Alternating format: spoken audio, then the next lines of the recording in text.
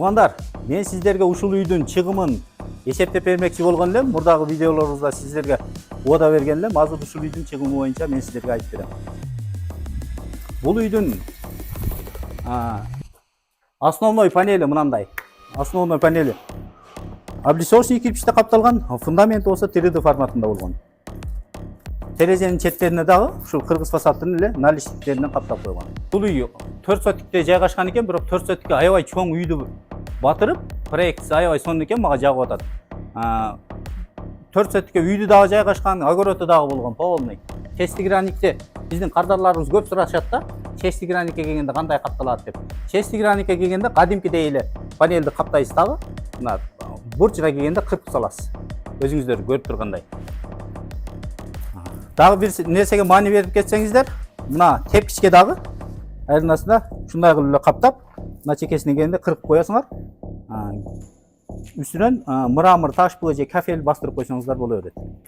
Бул үйдүн стенасы пышык кирпичтен болгон экен.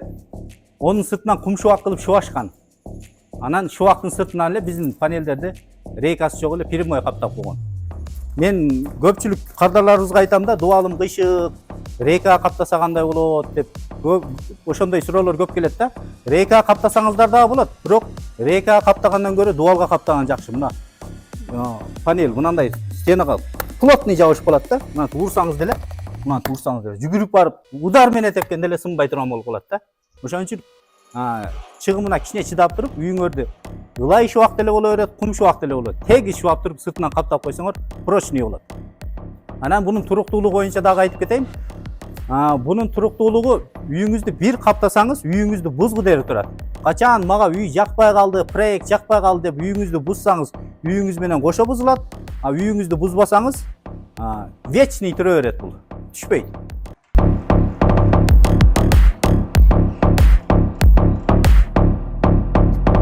Жан-жигитке эртең модадан калып кетпей бул анан?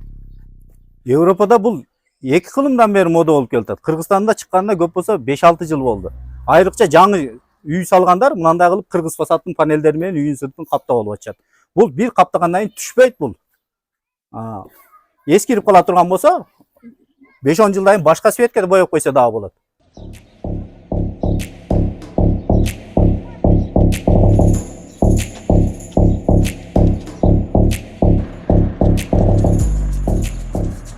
Жан-жигит ака башында чыгымын айтам деп негедир унчукпайсыз го?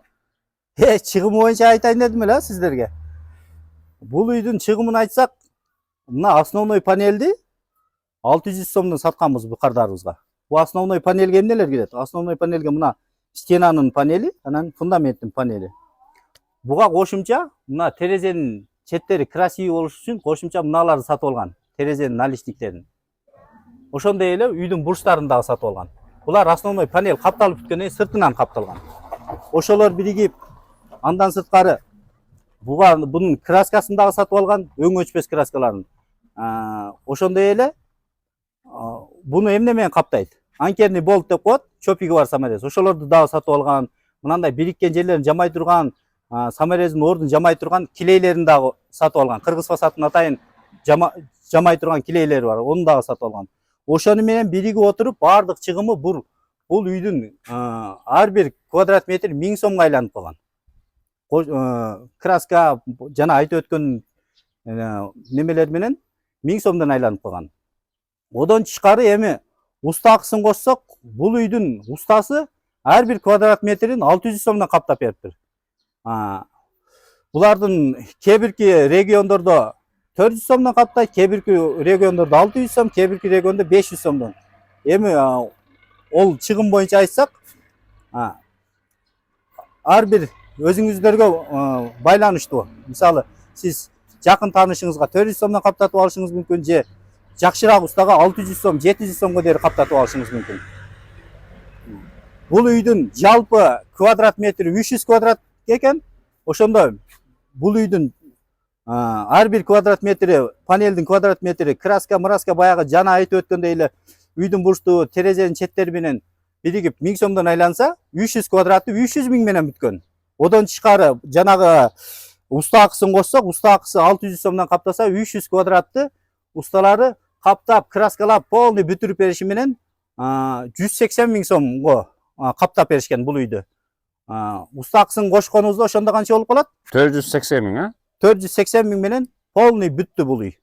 Эми бул үйдү бүткөндөн кийин кааласа 10 жыл 15 жылдан кийин башка түскө боёп алса дагы болот. Кааласа ушул эле цветке обновление кылып освежать этип краскалап койсо болот. Көпчүлүк эле кардарларыбыз мынандай да, бизде декор тарттык эле түшүп калды депчи. Биздин панелдерде эле декордун сыртынан капталып атат. Көпчүлүк эле алгындай декорду шубактын сыртынан тартышат. Мынандай ным тарткан жерлери, ал жагынан бул жагынан жамгыр өткөн жерлери түшүп калат дагы. Ошолорду полный көчүрүп отурбай эле ошонун сыртынан эле биздикин каптап коюп атышат.